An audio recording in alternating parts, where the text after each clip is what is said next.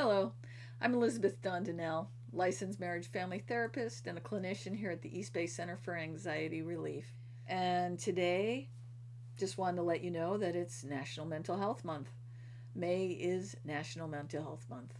So I have a tip for you today, and just a reminder that I reminded myself of last week actually, because like you, I am in the middle of the slog.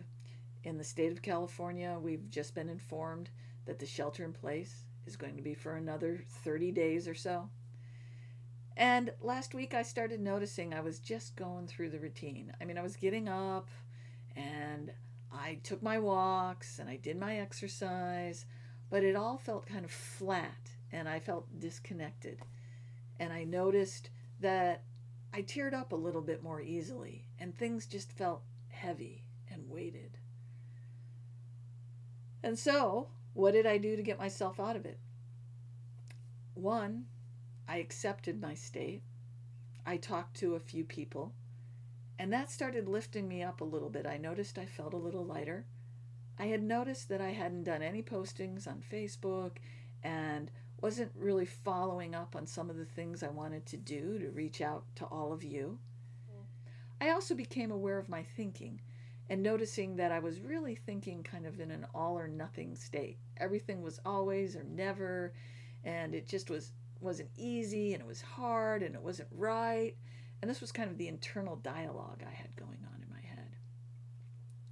And so I'm prone to all or nothing thinking. Perhaps some of you are too.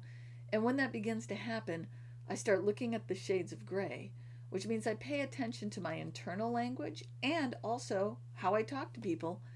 And I made an intention last week to make sure that I focused on saying things like frequently and occasionally and sometimes and often and perhaps and maybe, and stayed away from those extremes.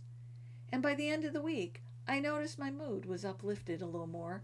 And then I started having some ideas on, once again, on some tips to bring to you. And the tip I'd like to bring to you today, just as a reminder, and I was reminded last week of the value of setting your intention in the morning.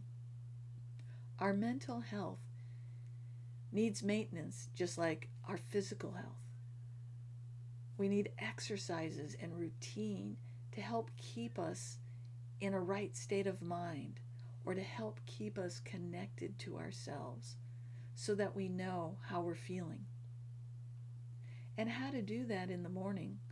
And I know it's hard, especially these days, is to make sure that before you turn to the phone as you're waking up, or before you dive into the news, or you look on your iPad, or you jump out of bed to take care of something for work, or maybe for the family if there's a way, to make sure that you have a couple of minutes of quiet where you can either write a few things that you're grateful for, you can pray, have a minute or two to just even breathe deeply.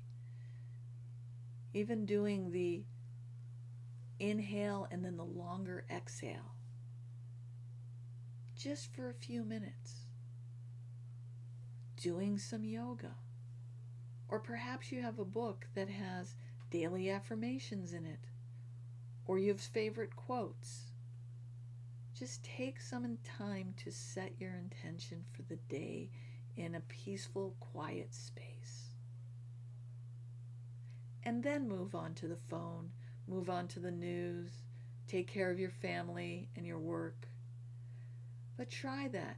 There's great power in setting your intention in the morning, just as you're getting from that sleep state into that wake state, and before you dive into being fully alert, take a moment for yourself.